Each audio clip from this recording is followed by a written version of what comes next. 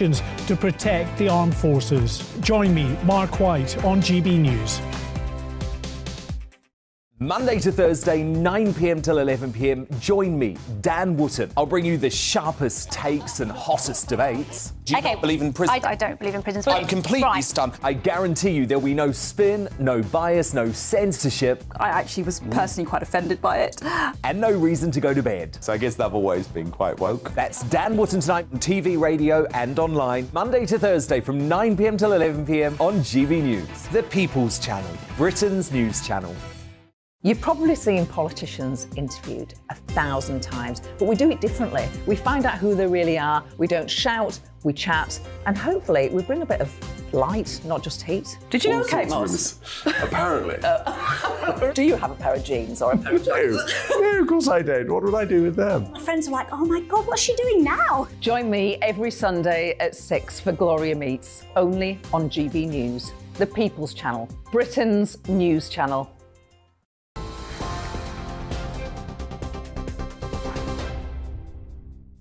You're with GB News, Britain's news channel. The top story tonight. Boris Johnson has been referred to the police by the Cabinet Office over two new claims he broke lockdown rules during the pandemic. It's alleged his ministerial diary revealed friends made visits to Chequers between June 2020 and May 2021. The Metropolitan Police have also received a report of potential breaches of the health protection regulations during lockdown at Downing Street during the same period. Mr Johnson has written to the Cabinet Office denying any rule breaking. And earlier, Jacob Rees-Mogg said there are some people that will never rest until they've hounded Boris out. I can tell you that during that period, I went to Chequers. I was invited there with my children, entirely in accordance with the rules. Another senior government minister was going to come, but the Prime Minister cancelled him because you were only allowed to have one family present at the time. So what would have been a meeting with the Prime Minister, the Chief Whip and the Leader of the House of Commons just had me there because you couldn't mix families. The Prime Minister was diligent about it. Jacob Rees-Mogg speaking earlier.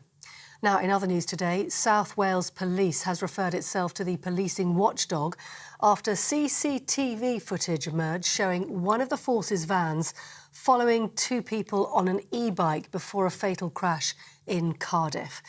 The two teens that were killed have been named as Kyrie Sullivan, who was 16, and 15-year-old Harvey Evans. Violent unrest followed in which 15 officers were injured. South Wales Police has said a number of arrests have been made and more will follow. A major search for Madeleine McCann at a reservoir in Portugal has now been called off due to bad weather. Dozens of Portuguese police have been searching the area following a tip-off. The area of interest is around 30 miles from where the 3-year-old went missing 16 years ago. Scotland Yard officers are present with a watching brief, and sniffer dogs have been seen on the reservoir's banks as the search progressed earlier on. It's understood nothing significant has been found during day one of the search today. In the United States, the former President Donald Trump will go on trial in March next year. Mr Trump appeared via video link at a hearing in New York today over charges that he falsified business records to conceal money paid to silence adult film star Stormy Daniels. He's pleaded not guilty to all criminal charges, claiming he's a victim of election interference. And just lastly, GB News has been named as Britain's most loved news brand in a top news survey.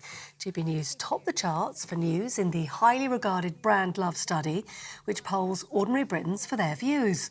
And the People's Channel came out on top in the survey of 45,000 Britons.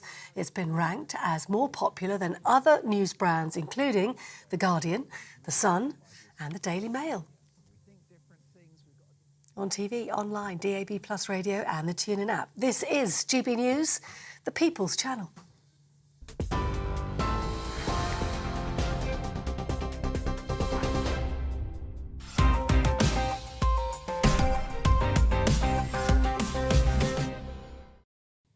Hello, everyone, and welcome to Headliners. I'm Simon Evans. Tonight I'm joined by two top-tier comedians, Leo Kearse and Roger Monkhouse, and we're just celebrating spontaneously at that news that we are the nation's best-loved news brand. Yeah, I'd have seen that coming. If you open my Twitter, you wouldn't expect that. No, it almost feels like a wall of hate, doesn't it, most of the time? But obviously, real life is not Twitter. Well, that's going to put a smile on all our faces this evening. Let's have a look at what is on Wednesday's front pages. We have the Daily Mail. Boris threatens to sue Cabinet Office for COVID stitch-up. And a picture of the scarcely missed, recently departed Rolf Harris there. Telegraph, Johnson accused of COVID rule breaches. And The Guardian has Johnson referred to police over new claims of COVID rule breach. Or we just saw Jacob Rees-Bress. It's a stitch-up. Boris faces new police probe into rule breaking. And The Eye has Johnson referred to police by Cabinet Office. And finally, the Daily Star TV Bob, I want to fight to the death with a bear. That is as against making another series of fishing programmes with Paul Whitehouse. So those be your front pages.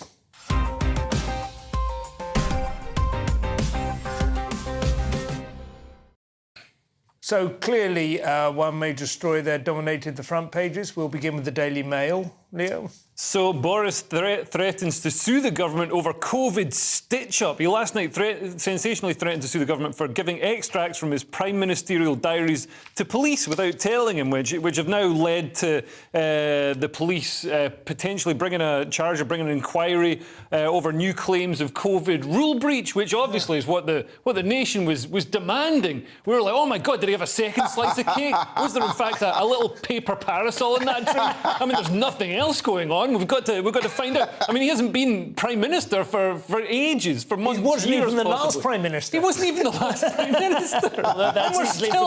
We're still going after him with, I mean, what are they? He's already dead. What are you He's doing? not even evidently on manoeuvres, and yet, so why this has come to light now? It's difficult to believe that it comes directly from Number 10, because why would they give prominence to a story that's dying? This is the weird thing, isn't it? There's a lot of stuff coming out of the Tory party at the moment. I think personally, Suella Braverman's driving licence fiasco, which seems to be extraordinarily trivial. And it just seems that somebody wants to tear them apart, but it seems to be coming from inside the party, like there's a suicide wish or something. Like they're just trying to crash the whole thing. Well, they have been quiet, haven't they? This has been characteristic of Sunak's premiership so far, is that they've actually towed the line to some degree, but it's almost as if they've forgotten that that's the only way they'll ever avoid electoral oblivion. And now, somehow or other, the old instincts are coming to the fore again. But presumably then, so we think Boris Johnson must, behind the scenes, have been trying to rally some troops, albeit there must be some sort of suggestion that he was perhaps attempting to make some sort of comeback. Or else it's the blob. It could conceivably be the civil service, which is without authorisation from Number 10. Yeah, I mean, I'd have thought the idea that Boris is going to come back, and I mean, that would probably be a good thing for the party right now, to be honest. I don't want to try and get rid of him. But yeah, I agree with Roger. I think it's the blob, you know, the civil service, the media blob that just wants to just destroy the Tories and using any, like the Suella Braverman thing, it wasn't even a thing. She just asked if she could do it privately. She wasn't trying to dodge the point. She was just trying to dodge going to some weird municipal ridiculous. And considering the things that, you know, some people in the party might have done, you know, with the dodgy COVID contracts and all the rest of it, to try and get them for that. It's like it's classic Fleet Street stuff where they just focus on the most trivial and personal things, isn't it? When they can make it relatable. This is something you might have done. You might have tried to get away with only with doing a driver awareness course, and you might have had a party. You know, Suella Braverman was arguably on manoeuvres, of course, with a big speech, and therefore it could conceivably be a shot across the bows, which is authorised by Number 10. True enough. Let's have a look at The Guardian, Roger. What else have they got there? This is horrible. This is the riots in Cardiff, and it just goes to show how fragile the social contract is when bad policing, and it does seem to be that provokes such a hostile response from an entire community. What's happened, apparently, is that the police, having denied any involvement whatsoever in the deaths of these two kids, social media rumours have suggested that they were being chased. Take it back a minute, because people might not know. How did they die? They were on an e-bike and they crashed. And the rumours had it that it was a police chase. Right. The police denied any involvement whatsoever. Right. Until footage emerged of a police van in pursuit of the two youths 4 minutes before they crashed and died half a mile from the scene. Right. So it does seem like the social media rumours were true and the police were quite simply, apparently, lying. Yeah. And if that's the case, it's horrendous. So they haven't put any reason, but if they're denying they were chasing them, then they won't have made any justification for chasing them. But it might have just been two on a bike or something, might it? Is it as simple as that? It's very, very hard to tell. Yeah. I mean, it could be cross wires, but I mean, it is the sort of dilemma that the police have in a situation like this. I mean, if you chase, then you do increase the risk of something bad happening. And, you know, obviously this is an absolute tragedy and a horrible thing to have happened. But if the kids know that they can get away, or if, you know, anybody in a car chase knows that they can just get away, they're not going to be chased, that's increasing the incentive for people to What they need run is away. they need those roll-out rugs with spikes on them. They have a name for them. But you've got to be ahead of the suspect, haven't you, to do you've got that? to try and guess where they're going. It is completely legitimate, of course, for the police to chase suspects. And if that's what happened, why would you lie? No, that's the key, isn't it? Yeah. So that triggered riots, did it, basically? That's apparently the case, and it might be going on again tonight, by the look of things. Because That's terrifying, that picture on the front. So that was a car that was turned over and set on fire as part of, just like, as an expression of teenage... Apparently, yeah. Yeah, it looks like wreckage from a plane crash. Exactly, that's what I was thinking it was, yeah. I mean, I don't know how widespread and serious the riots were, in all honesty. I don't know how, across how many streets it was happening. Yeah. What have we got in the Telegraph, Leo? So in the Telegraph, it's got Prime Minister says uncontrolled migration would push services to the brink. So I've got the wrong story here, but basically they're trying to ban foreign students from bringing in family, bringing in dependents, and that's going to cut. We're looking at migration is going to hit. Some people are saying 1 million, some people are saying 700,000, and student visas are often used as a way to get here and then to work. You can stay on for 2 years, and you can work while you're studying and bring your family with you. And bring your family. Yeah. So when they say family, that means bring your wife and children, not sort of... And your mum, your cousins, your dog. Yeah. So everybody can work. I mean, they do say dependents, but then you can say my mum's dependent on me. So there's been a suggestion that some agencies are offering access to and the paperwork, and they'll walk you through it for the cost of a degree for education. And it is essentially just a means of it. So people are gaming the system. It's a very expensive way of gaming the system. Yeah. And there's a lot to unpack here because, of course, selling education internationally is incredibly important to the British economy. It's very profitable, but also some people say it's denying homegrown children of all races, including those of first generation races, because the universities are going, well, we get $9,000 for this British... and double that, is it, for international? 3 times that for international students. So it's a very lucrative market. But kids that are coming in from Hong Kong to study at Cambridge, they're not going to be the ones who are using that system to go and pick strawberries. So my worry is some of the worst universities in the UK are using this as a way to they get some money, and they're not providing really any education. No. But then on the other hand, it's probably bringing in a better quality, not to be callous, but a better quality of migrant than just letting whoever can get on. Well, it's a step up from the rubber dinghies, but I mean it has absolutely become a massive industry. Further education. So much to unpack here, though, isn't there? So much to unpack because I've never understood why we haven't decoupled education, international students from the migrant figures generally. Yeah. But then, of course, you've got so many jobs vacancies, you've got record immigration, we've got 500,000 people on long-term sickness benefit. You can't decouple the students from the migration because they're people coming here. This is what's shocking, is it's so badly policed. If it was people coming specifically and strictly to partake of education, and and then to return. That will be one thing, but it's so badly policed. People stay on for 2 years, they have dependents and family who turn up and then work and have all the rights to work. Now, they bring money to the whole thing, but obviously it's a threat to the infrastructure of society simultaneously. And we now have record immigration figures, far worse than under Brexit. Of course, under the EU, we had uncontrolled, unskilled immigration because there was free movement within the EU. But now we've taken back control to a degree, but we've actually created or instigated such a liberal regime that we now have record immigration figures. And we have just time to do Bob Mortimer's desire to fight to the death with a bear.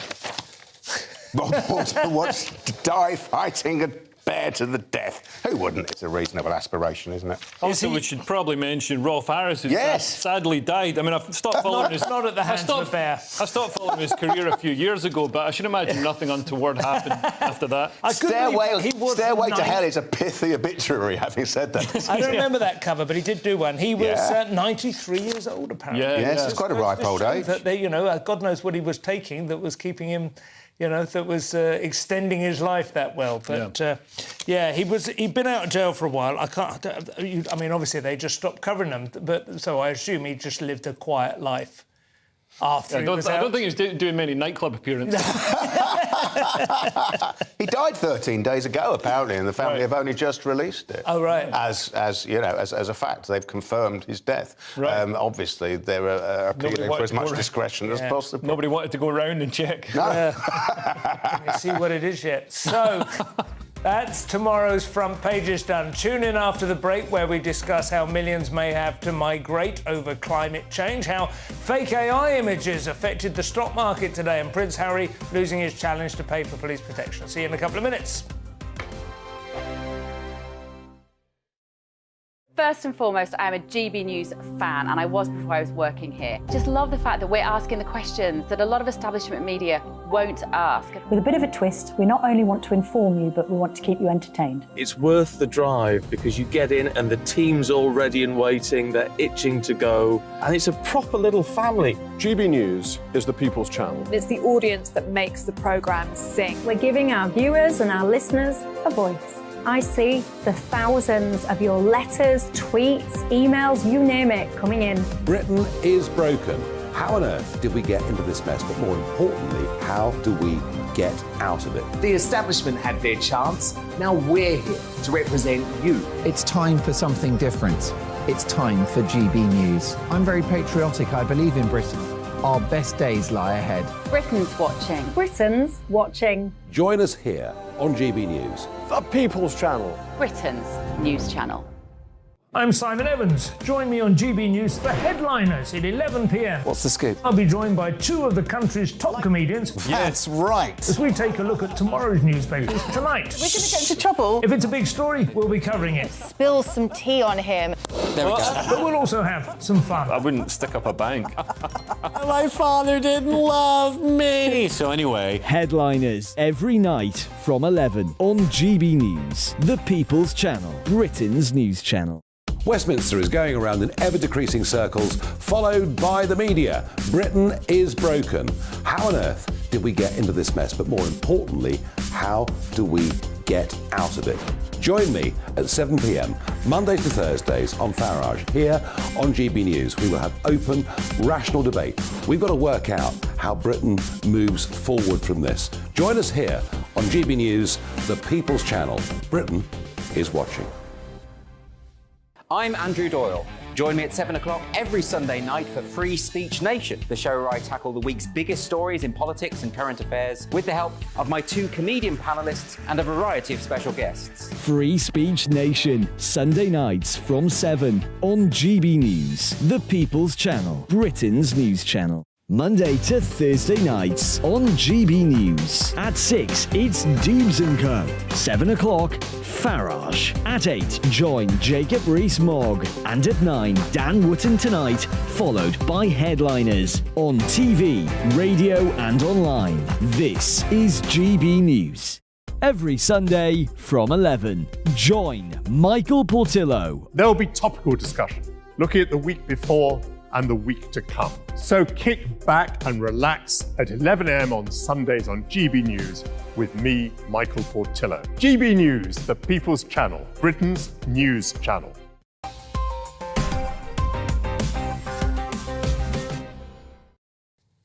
Welcome back to Headliners on GB News, still the nation's best-loved news brand, although by the end of this hour it could be up for grabs again. I'm Simon Evans, I'm joined by Leo Kirst and Roger Monkhouse. We are going to get into the papers now. Leo, we have the Telegraph, and after a high-speed, potentially catastrophic made-up car chase in New York last week, Prince Harry is still not being granted everything he wishes. Yeah, so Prince Harry has lost his challenge to pay for police protection. He took the crown, or whatever it is, to the police to court to try and get police protection. Obviously, he lost police protection when he quit his job as Prince Harry. Now he's still Prince Harry, but he's not a royal, or I don't know how it works. He's a county, isn't he? I think he's just the Sussex. Something like that, yeah. So he wanted to pay for police protection when he came to the UK instead of hiring a private firm. But I mean, the police aren't a private security service. You can't just say like. Is this though? I mean, I'm not like I have no time for Harry and Meghan, obviously. But is that not what football clubs do and stuff in order to get police presence at their matches? They do pay for it, don't they? Event policing is different from close personal protection. So if you've got bodyguards, that's a very skilled job, and there's a limited number of them. So if you take them away from if Harry gets them, you're taking them away from somebody who really needs them, like Liz Truss. So I wonder why he does want official police ones. Is there more kind of status with that? Is there more gravitas than I'm thinking it's status, to be honest with you, isn't it? Status, isn't it? Just vanity. And of course, that's why it can't be allowed. I would bring over some American ones that talk into their cuffs. I bet they're available for hire. Yeah, that's right. Ride around on Harleys and walk alongside the car for you. 3D printed Glocks and stuff. Or maybe just get some of those robot dogs that they use. If you were allowed to hire the British police like that, of course, it would become a status symbol, and every two-bit plutocrat would have to have special police protection. I would do it when I went out on the town for my birthday. Yes, as a treat. You stand there. Hen do's and stag do's. It could be a way of monetising. Remember Addison Cresswell, of course. He always used to have one of his lads next to him when he went out on the town, holding for him. Anyway, Roger, the Daily Mail have a story of the Met getting its house in order after the rapist has bolted, sadly. Once again, another dreadful example of the British police finding more and more inventive ways of making themselves look dreadful to the public. This is the case of Samantha Lee, who is a former Metropolitan Police officer who investigated Wayne Couzens over 2 indecent exposure incidents hours before he kidnapped, raped and murdered Sarah Everard. And she conducted a sloppy and unprofessional investigation and then lied, according to the inquiry, about not being able to retrieve CCTV footage This is the case in which we did cover this, where it turned out that he'd already exposed himself in McDonald's restaurants. Yep.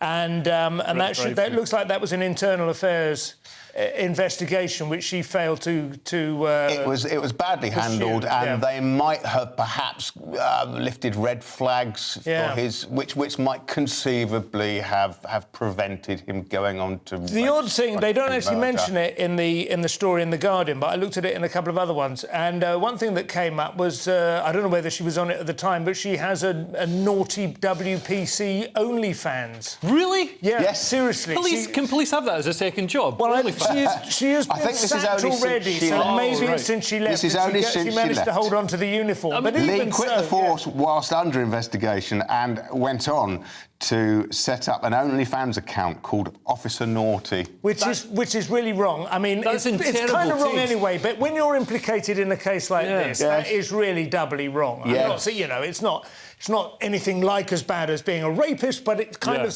it makes you think, did she not take it seriously enough when she saw it in a mail office? No, it's absolutely terrible, unless she's really fit. Well, I'm afraid it's absolutely terrible. I have investigated. Climate catastrophe now in the Times, and a report from people who've clearly never been on holiday in Umbria.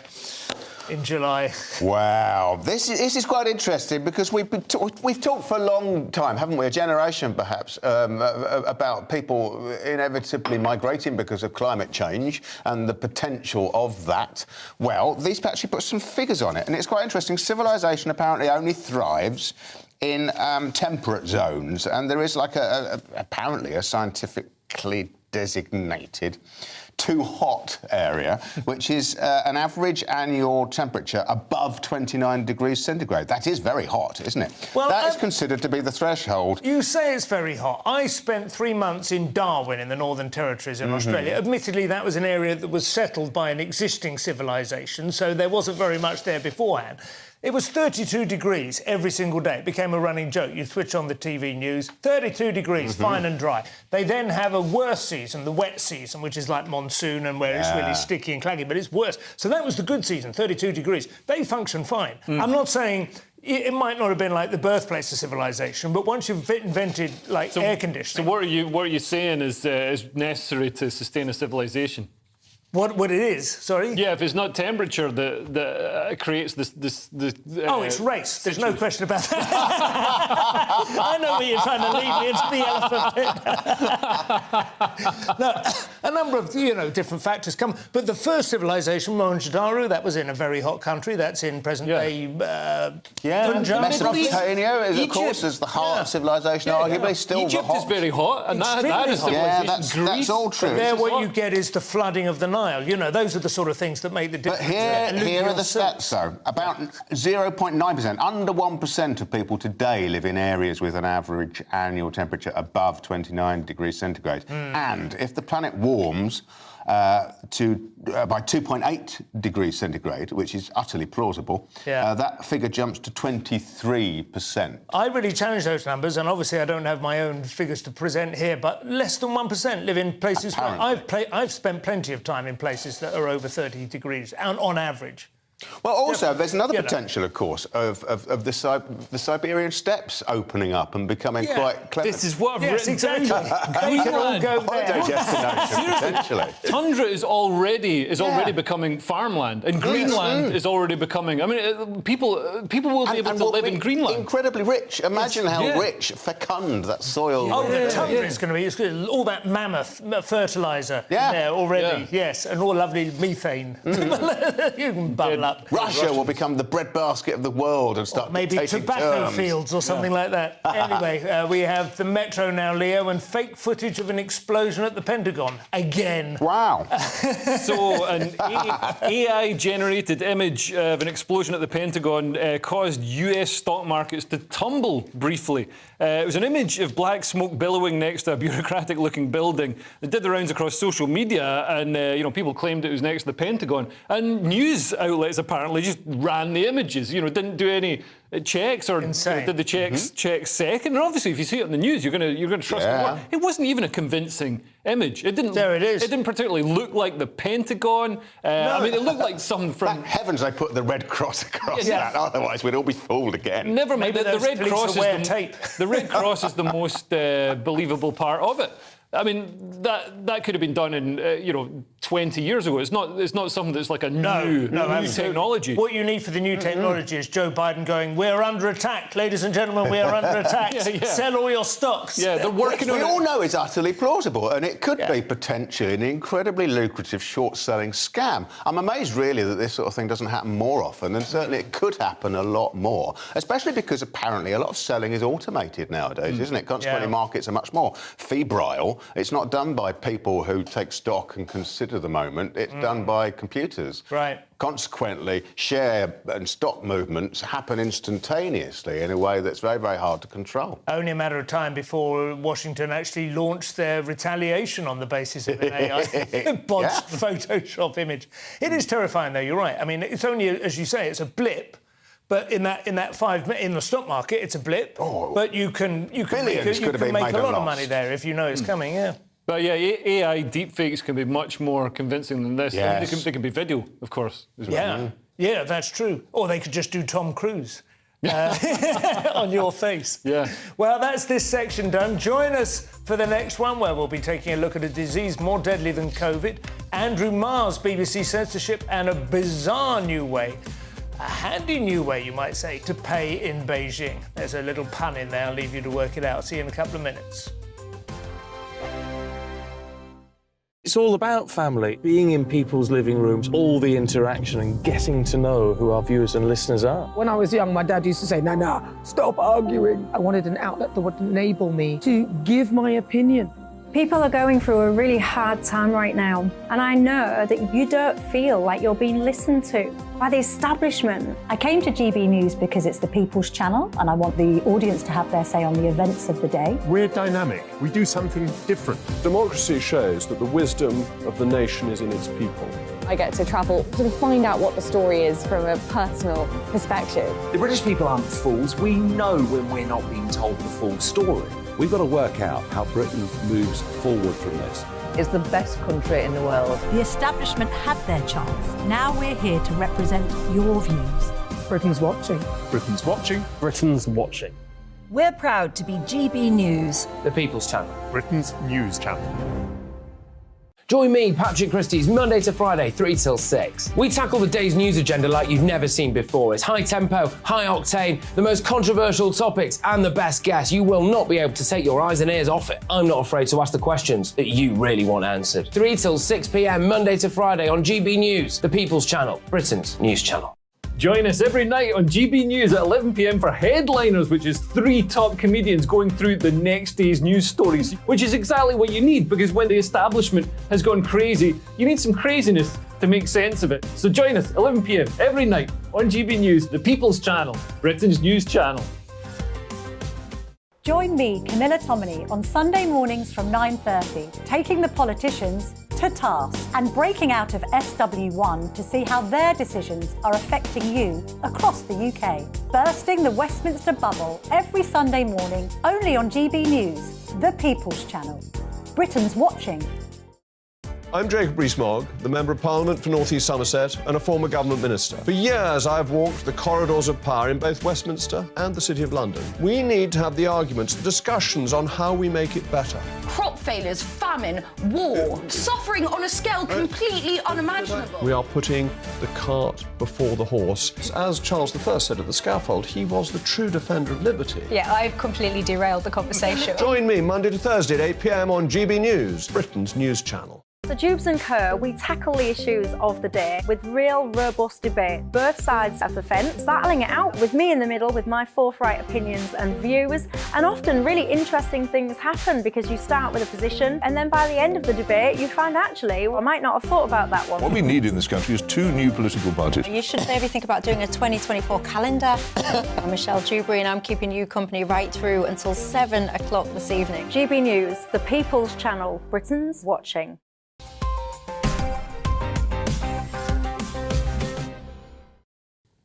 Welcome back to Headliners. We kick off the third section with health news now in the Independent Watcher, and WHO boss Tedros is already trying to raise funds for the next virus rollout, by the sound of it. Yes, he's not had enough attention recently. Dr. Tedros Adhanom Ghebreyesus, clearly my pronunciation's appalling there, but he's the Director General of the World Health Organization, or Doctor Who, as I like to think of him, has told the annual Health Assembly in Geneva, which is the WHO Jamboree, which goes on for 10 days, that it's time to organise themselves appropriately and prepare for the next new variant or an entirely new pathogen emerging with even deadlier potential. Except, of course, China will absolutely not be to blame once again. Sure. It feels a little bit like the sort of large-scale political version of one of those conversations a chugger will start with you on a pedestrian precinct where you're not immediately asked for money. It's more like, are you interested? Do you care? Yeah, exactly, yeah. Would you rather people weren't dying everywhere? Do you share the basic characteristics of humanity? That's right. And then if I can just inch you towards signing a direct debit. Presumably money is being demanded for the WHO. But, this is the problem. When you create a government department that does something, you know, It could fix the problem. I mean, COVID isn't really a problem anymore. The weekly deaths have gone down from 100,000 to just over 3,500. So, you know, it really plummeted and become you know, kind of manageable. Has the WHO... They've created this department that deals with COVID, and they all want their jobs. They've got, you know, they've got payments on their fast cars and stuff. Well, you know, the famous Parkinson's law, work expands to fill the time allotted for its completion. This is bandied around in all sorts of contexts, but the original case study that Parkinson did, he was a proper, economist, was on the Admiralty, which was and remains the civil service department, which was in charge of procuring and staffing ships and so on.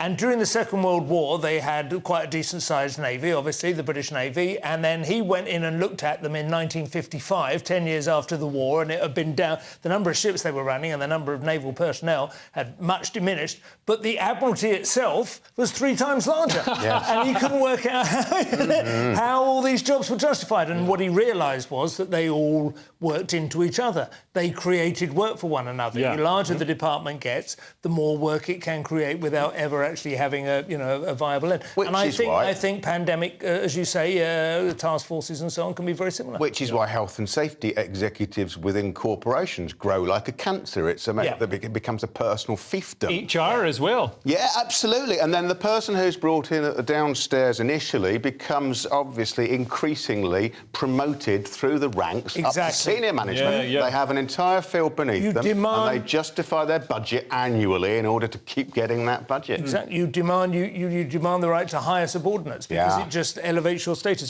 Status. The other thing that I would say is I do think that Britain, at any rate, should maintain its kind of biotech industry. I mean, it should maintain the labs that created the vaccines and so on. That's actually potentially very profitable work. You know, very profitable and justifiable in all ways. It's the civil service and so on. And COVID sort of showed us how valuable it is to have that stuff in country. You don't want to be like in the middle of a pandemic saying, "Oh, can you sell us some of that vaccine?" I'd like to know if the WHO has been investigated for its frankly poor management of the pandemic. I mean, there are a lot of questions still to be answered as far as I know, and I'd like to know who supervises them effectively. I saw a very interesting statistic today that has been released by the Israeli government. The total number of people who died of COVID under the age of 50 with no comorbidities. Want to have a guess? Zero. Absolutely. No way. Zero. Times now, Leo. Andrew Marr has been reflecting on his time at the BBC. Marr and Auntie, if you will. So Andrew Marr said he had to self-censor while at the pub and with his family during his time working at the BBC because of its strict impartiality rules. He said he was speaking in Radio Times. He said, over time I was self-censoring on air and then self-censoring in front of family and friends and not saying what I really thought in the pub with friends. I just thought, this is absolutely insane. This isn't why I came into journalism at all. Might have been the stroke, of course. No, I mean, he has had a serious stroke, but it's crazy that, you know, an organisation like the BBC encourages or hypnotises newscasters to not speak the truth. I think he might be exaggerating. I don't know too much about his particular case. Well, I do know a little bit. He worked with my wife's sister, funnily enough, who's a TV producer. I had lunch with him on a couple of occasions. He spoke quite freely about politics. He spoke a little bit more freely about the Game of Thrones, which had just started on the telly at that time, and he was very into. I mean, he didn't rant about, you know, Tories are riddled with corruption, Labour is the shining beacon and the only hope for the future. It wasn't like, you know, but he was perfectly conversational. Yeah, but imagine what he wanted to say. Yeah, maybe. And also, I've been out... I mean, I go on the news quiz on BBC Radio 4. We go out to the pub afterwards. Everyone in there is extremely political. You know, people don't... I mean, arguably, it's slightly different if you are the news editor of the BBC, but I think you might be exaggerating it a little bit. I think these people... I believe him implicitly. Do you? Yeah. I think the BBC is a stultifying blob that sucks the truth from journalism. Well, as a matter of fact, I was listening to the newly polemicised, unleashed Andrew Marr on Classic FM the other day, and he had some shocking stories and anecdotes to tell about Franz Liszt and Johann Sebastian Strauss, I can tell you. I think to some extent it's reasonable to ask asked public sector broadcasters to maintain a level of discretion about their politics and opinions whilst they're in position, is it? I think it is in certain situations. When he was hosting his show on the Sunday morning show, I thought he did that pretty well, you know. And then at the other end of the extreme, when he's with friends and family or in the pub, I think he's perfectly entitled to say whatever he wants. But if he is heard, I suppose, overheard by people in the pub drunk and ranting about it, I suppose that might again... Anyway, he's obviously very happy at LBC and his figures are good. He's not, however, the nation's favourite news brand. US news now. Roger in the Telegraph, and E. Jean Carroll is circling back for a second bite at the Trump cherry. Yes, she is, because he casually called her a whack job on live TV. Can you not call people whack jobs on live TV anymore? Has the world gone mad? I thought this was America. Well, she's suing him again. She's already received $5 million based upon the balance of evidence and his apparent liability for the sexual assault, which she couldn't place within 6 months, apparently. And she's coming back for another blow. Did you watch the CNN town hall thing? It was quite interesting. Yeah. It was No. quite entertaining, actually. He was very good. He was very good entertainment, and the woman who was trying to kind of run it, you know, and was like not equal to him. But I do remember thinking. I mean, he got some big laughs. He is a talking about it, superstar, but isn't he? I do remember thinking, that's dangerous territory. You've literally just lost the case. Brush it aside, by all means. Say it was a politically motivated. Yeah. But he didn't. He revisited the content. You know? And that's why we love him. Yeah. No, that's. I mean, it does. I've got some sympathy for Trump because, I mean, for all the, you know, his character flaws or whatever that I'm sure everybody knows about, they literally changed the law to allow this case to be brought. So it was well outside the statute of limitations. And you know, obviously, it was an incredibly traumatic experience for. So traumatic, she had to wait 30 years until right before an election. During which time she's been writing an advice column, like an emotional, like a Dear Deirdre type column in America, where you would think a certain degree of emotional intelligence and working through and confronting and getting closure on these things. Whilst he is clearly a reprehensible human being, all these pending cases are clearly vexatious. I mean, there's a reasonable conspiracy assumption, isn't there, that the Democrats are funding this, promoting these actions in order to give him more prominence, which fires up his base, but it makes a more credible Republican candidate coming forward less possible. Very good point. And what's interesting, of course, in America is what we think he does bring out his base, but he also brings out the Democrat base. He brings out people who hate him. But what's incredible is the media is completely ignoring, apart from the New York Post and a couple of other outlets, completely ignoring the corruption evidence that's come out of the House Oversight Committee against the Biden family. So over $10 million that they've got evidence for being transferred to shell companies owned by various Biden family members that do nothing except receive money for, you know, basically, you know, bribes or you know... Is this from China as well? Is that right? There's a lot of money come from China. Romanian business... Went to an unnamed Biden, and there's a lot of questions to answer. A Chinese official or a Chinese businessman sending this money. I mean, that's if Winston Churchill was receiving money from Nazi Germany, you'd be asking, like, you know, wait a minute, what's this money for? That's a very good point. And it does seem like the American media have perhaps just, like, calmed down a little bit on the absurd smearing side of Trump, but they have certainly not, like, elevated their gaze to properly investigate Biden's administration. It's been just given free pass. Although Biden's very unpopular, apparently. His popularity ratings are incredibly low. No, Kamala Harris, who could well end up. But anyway, Mirror News now, Leo, and it seems Ethiopia have some very problematic views about race and immigration.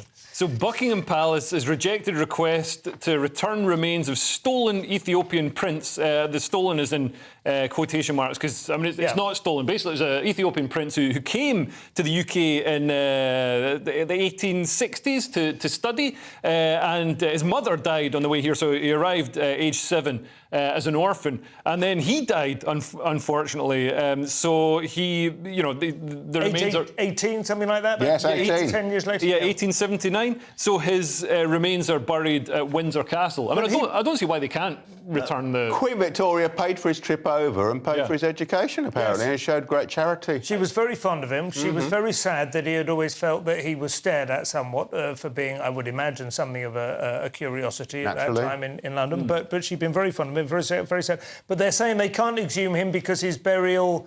It sounds like it's mingled with other... I don't know. It sounds like they feel they can't dig him up. It is very unlikely that it will be possible to exhume the remains without disturbing the resting place of a substantial number of others in the vicinity. Yeah, maybe statements. Prince Andrew's skeletons in his closet. What I find slightly... I mean, you've got to have sympathy for his family, but they're not really his family. This is 150 years ago. There's nobody who remotely remembers him.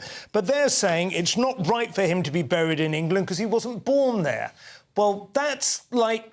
Do you know what I mean? If somebody from the other side of the political spectrum said something like that, can you imagine the idea that it's not legitimate to be buried in a country you aren't born in? Perhaps you should say that ironically, and we'll laugh appreciatively to test the guidelines. We'll see whether Dr. Sweet picks up on that one. Times now, Roger, and the Beijing Metro have found a way to cross your palm with silver. This is disturbing on the face of it, but then I got to thinking, well, actually, it's just inevitable and not really surprising at all. This is new technology which enables you to pay on the Beijing Metro using your palm, basically your unique palm print. And obviously you have to set up an account and give them the necessary payment details, and then you just go And you get a reading as well at the same time? It depends on where you're going on, what you've posted on social media recently, doesn't it? I mean, it's interesting, the extent of automation of... it feels slightly dystopian sometimes, what you hear from China, but is it? I don't know. I mean, the personal identification that connects you to payments now is very, very worrying. I mean, especially in China, we've got a social credit score, so if you speak out against the government, all of a sudden you can't use your palm to travel. You can't travel, and it's coming to the West as well. I mean, we've seen recently trigonometry had the banking facilities turned off. The Free Speech Union had the banking facilities turned off. So if you don't have the right, if you don't project the right, ideas and the right thought, then it can happen. And it also raises the horrific possibility of thieves cutting off your hand in order to dodge the £3 fare into Zone 1. Well, you could probably get some sort of hand print from somebody, can't you? It wouldn't be that difficult. My parents, though, I went to see them today, 85 and 93, possibly still watching. Hello. Upset, disturbed a little bit that all their banks are closing now. They have to travel something like 12 miles. They don't have a car. They're looking at a £50, £60 round-trip cab fare to get in to get cash. Right. And they have a cleaner who wants to be paid in cash. They have a gardener who wants to be paid in cash. They don't want to have to, get them to have card readers. We're creating this society where everything is being automated more and more and more, and if you don't keep... It's almost impossible to park now without a smartphone. Yes. You can't even use a credit card at most of the machines. Yes. I don't know. Join us for the final section. We discuss what a woman is, according to Ed Davey, why the Epsom Derby will have LGBT-inclusive areas, and something life-changing for women. Not Ed Davey. We'll see you in a couple of minutes.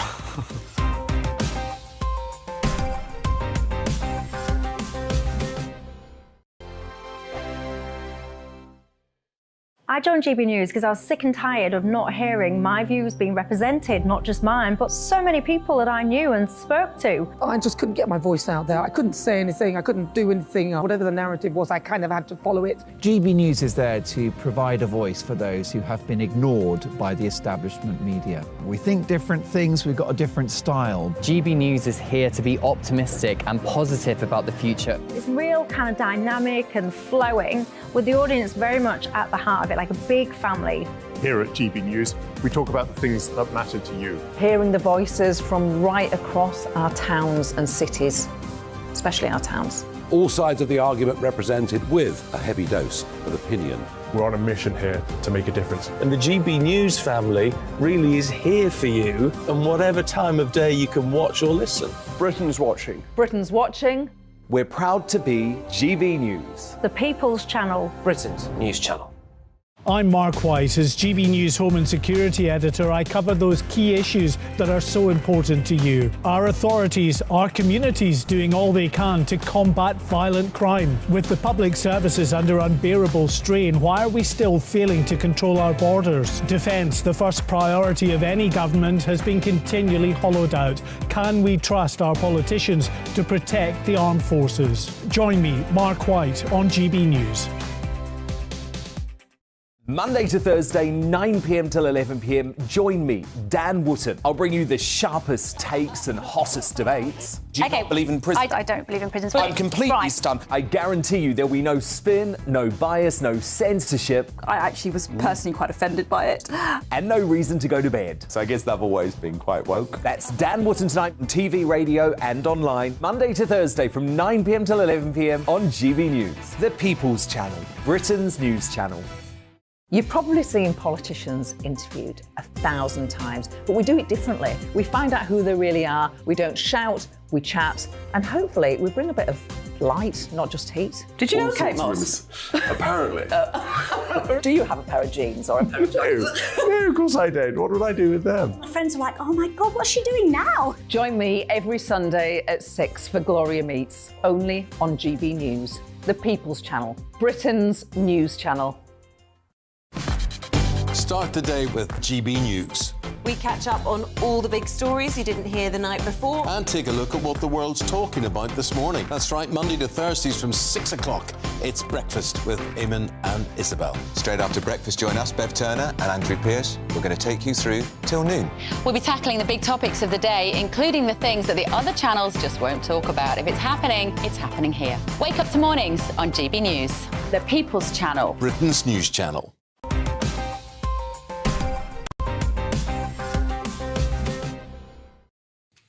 And welcome back to Headliners for our final quarter. And finally, we have landed on our favourite subject. That's taken a while, hasn't it? So, Leo, Daily Mail. Ed Davies says it requires maturity and compassion to see a lady's penis.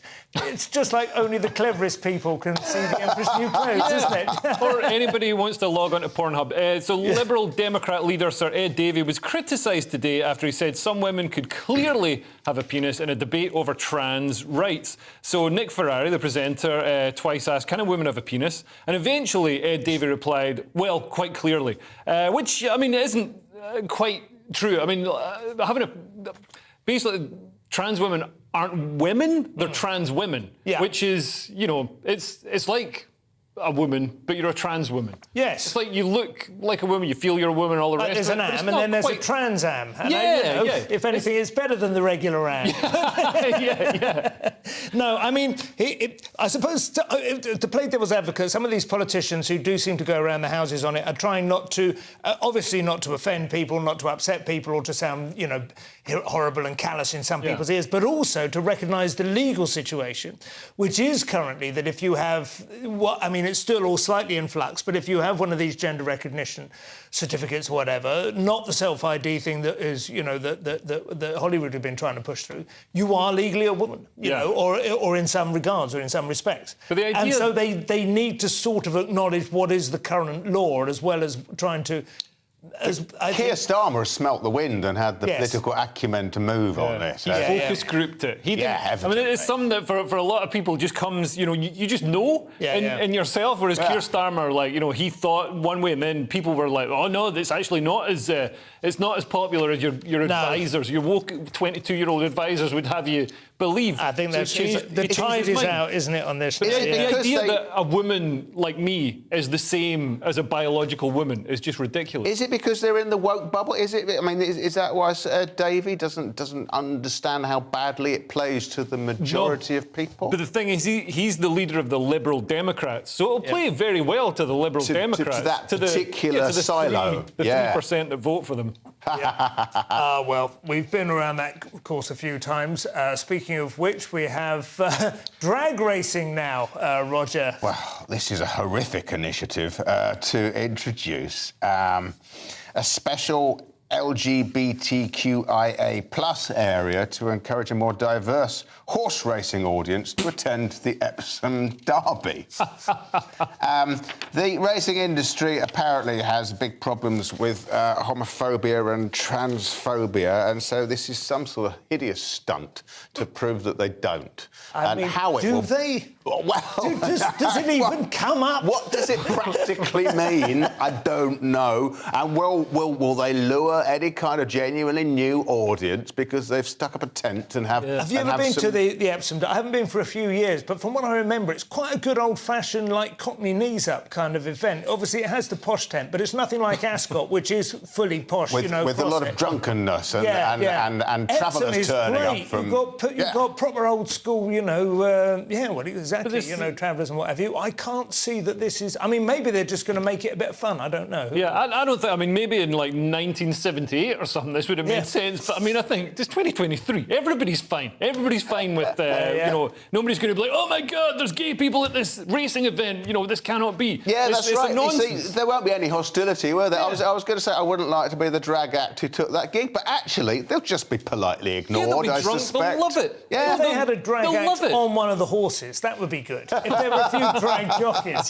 fully with the wig and everything, all the kind of wind resistance. This reminds me of when feminists got the walk-on girls banned at the darts. So that feminists could then enjoy darts. And then feminists didn't turn up and buy tickets. No, and the ones that used to do the Formula One as well, that used to just wander and totter around between the cars. Drape themselves over cars. Bus stop news now, Leo. And Los Angeles have wasted 10 grand on something you could barely smoke a fag under, let alone enjoy a quick knee trembler. So, and for anybody watching in Los Angeles, when you said smoke a fag, that... Actually, you probably could do that, just about. But, so Los Angeles has been ridiculed for life-changing female shade poles. These are $10,000 shade poles, which could be the most pointless council architecture in the world. I mean, that's a bold claim. Yeah. There's a lot of pointless council architecture. That really does need to be an award. But these things, I mean, I don't think we've got a picture, but they're tiny. We do have a picture. So it's this tiny little flap, like halfway up a lamppost, and that's supposed to provide shade to people waiting at the bus stop. But it's like a sundial, so it'll move around. Sometimes it'll cast shade on the cars. If it was elegant and beautiful, you'd say, "Oh, go with it." But actually, it's impractical, ineffective, and really ugly. And $10,000 for that. No wonder there's a deficit. It doesn't feel like an LA colour to me, either. That's very much more like a Crawley colour. Yeah, they shouldn't put that in the tourist brochures. Do the meme news now in the Star, Roger. Adolf Hitler, you absolutely do not got to hand it to him. This is some idiot called Nerab Mehrotra, who has apparently written an essay about the positive side of Adolf Hitler for LinkedIn, and then signs off by saying, as the Nazi salute says, Heil Hitler. It's a little bit crass. That's a bit naive. I mean, he's read a book, which I know this book, Lawrence Rees, who is a very anti-Hitler author. You shouldn't need to say that. I think most of them are. He's not a revisionist, And he's written this book talking about the dark charisma of Hitler, and he's thought we can learn lessons from this. It sounds like he's learnt the wrong lessons. Show is nearly over, so let's take another quick look at Wednesday's front pages. The Daily Mail. Boris threatens to sue Cabinet Office for COVID stitch-up. We have the Telegraph. Johnson accused of COVID rule breaches. Guardian. Johnson referred to police over new claims of COVID rule breach. Daily Express. It's a stitch-up. Boris faces new police probe into rule breaking. The Eye. Johnson referred to police by Cabinet Office. And finally, some non-Johnson news. Daily Star, TV Bob, I want to fight to the death with a bear. Those were your front pages. That's all we have time for tonight. My thanks to my guests, Leo Kearse and Roger Monkhouse. My thanks to my parents, if they're still watching, Jean and John. Good night, sleep well. Tune in tomorrow when Andrew Doyle will be in the hot seat with Cressida Wetton and Leo Kearse. We're back tomorrow at 11 p.m. And if you're watching at 5 a.m, stay tuned for breakfast. It's been an absolute pleasure. I've been Simon Evans. Check it now. Good night.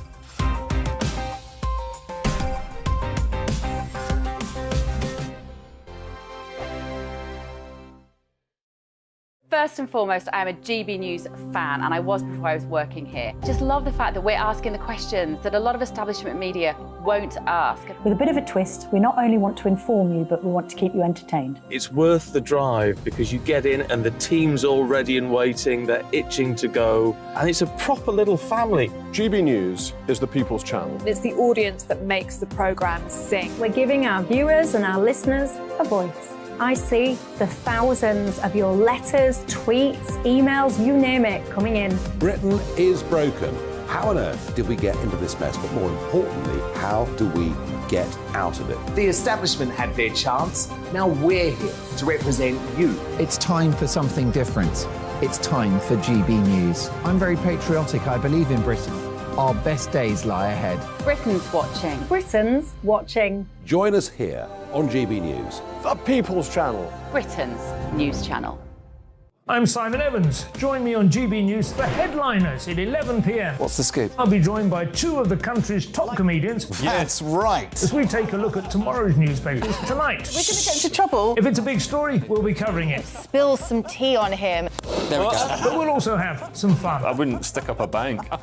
My father didn't love me. So anyway, Headliners every night from 11 on GB News, the People's Channel, Britain's news channel. Westminster is going around in ever-decreasing circles, followed by the media. Britain is broken. How on earth did we get into this mess? But more importantly, how do we get out of it? Join me at 7 p.m, Mondays to Thursdays on Farage, here on GB News. We will have open, rational debate. We've got to work out how Britain moves forward from this. Join us here on GB News, the People's Channel. Britain is watching. I'm Andrew Doyle. Join me at 7 o'clock every Sunday night for Free Speech Nation, the show where I tackle the week's biggest stories in politics and current affairs with the help of my two comedian panellists and a variety of special guests. Free Speech Nation, Sunday nights from 7 on GB News, the People's Channel, Britain's news channel. Monday to Thursday nights on GB News. At 6, it's Dubes & Co. 7 o'clock, Farage. At 8, join Jacob Rees-Mogg. And at 9, Dan Wootton Tonight, followed by Headliners. On TV, radio and online. This is GB News. Every Sunday from 11, join Michael Portillo. There'll be topical discussion, looking at the week before and the week to come. So kick back and relax at 11 a.m. on Sundays on GB News with me, Michael Portillo. GB News, the People's Channel, Britain's news channel. Monday to Thursday, 9 p.m. till 11 p.m. Join me, Dan Wootton. I'll bring you the sharpest takes and hottest debates. Do you not believe in prison? I don't believe in prisons. I'm completely stunned. I guarantee you there'll be no spin, no bias, no censorship. I actually was personally quite offended by it. And no reason to go to bed. So I guess they've always been quite woke. That's Dan Wootton Tonight on TV, radio and online. Monday to Thursday from 9 p.m. till 11 p.m. on GB News. The People's Channel, Britain's news channel. I'm Mark White. As GB News Home and Security Editor, I cover those key issues that are so important to you. Our authorities, our communities doing all they can to combat violent crime. With the public services under unbearable strain, why are we still failing to control our borders? Defence, the first priority of any government, has been continually hollowed out.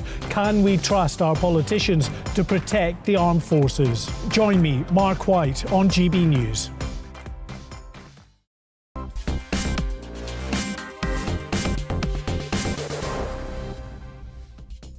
Good evening. Immigration is dominating the news this week. We often talk about the economic benefits or otherwise. Tonight we discuss culture. We ask a question, is multicultural Britain working? We'll also discuss the impact of those figures on the Conservatives' chances at the next general election.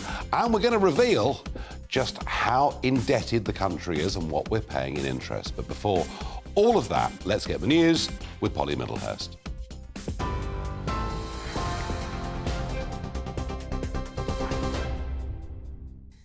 Nigel, thank you. Good evening. The news at 7 o'clock. Boris Johnson has been referred to the police by the Cabinet Office over 2 new claims he broke lockdown rules during the pandemic. It's alleged his ministerial diary revealed friends made visits to Chequers between June 2020 and May 2021, whilst the Met Police have received a report of potential breaches of the health protection regulations at Downing Street during the same period. Mr Johnson has written to the Cabinet Office denying rule breaking. Also in the news today, a sex offender who murdered a 7-year-old girl in 1992 was today jailed for life with a minimum term to serve of 29 years in prison. 55-year-old David Boyd lured little Nikki Allen to a derelict warehouse in Sunderland's East End before stabbing her. He remained at large for over 30 years until he was convicted of murder earlier this month. Northumbria Police first prosecuted the wrong man, George Heron, who was later cleared after a trial in 1993. A former Metropolitan Police officer accused of failing to properly investigate Wayne Couzens over incidents of indecent exposure has been found guilty of gross misconduct. Samantha Lee was tasked with conducting an inquiry into the incidents in 2021, during which Couzens had exposed himself to female members of staff at a restaurant in Kent just weeks before Sarah Everard was killed. Samantha Lee was found to be dishonest, claiming the CCTV at the restaurant had been automatically deleted. And CCTV footage has been released showing a police van following 2 people on an e-scooter yesterday, just minutes before a fatal crash that sparked a riot in Cardiff last night. The 2 teenagers who died have been named locally as Kyrese Sullivan, who was 16, and 15-year-old Harvey Evans. Violent unrest followed, in which 15 officers were injured. South Wales Police Chief Superintendent Martin Stone says a number of arrests have been made and there will be more to follow. We can confirm that the following investigations have been carried out so far, and when the collision occurred, there were no police vehicles on Snowdon Road. A police vehicle in Grand Avenue responded to the report of a collision, attended the area, and officers performed CPR. The investigation has involved the studying of CCTV and tracking data from the police vehicle. At this stage, we do not believe any other vehicles were involved.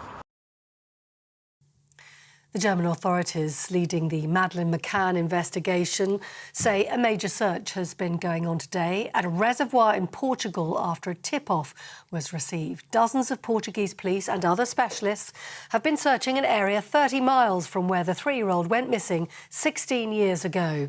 The main suspect, Christian Bruckner, is facing sex offence charges in Germany and was in Portugal around the time Madeleine disappeared. On TV, online, DAB+ radio and the TuneIn app. This is GB News, Britain's news channel.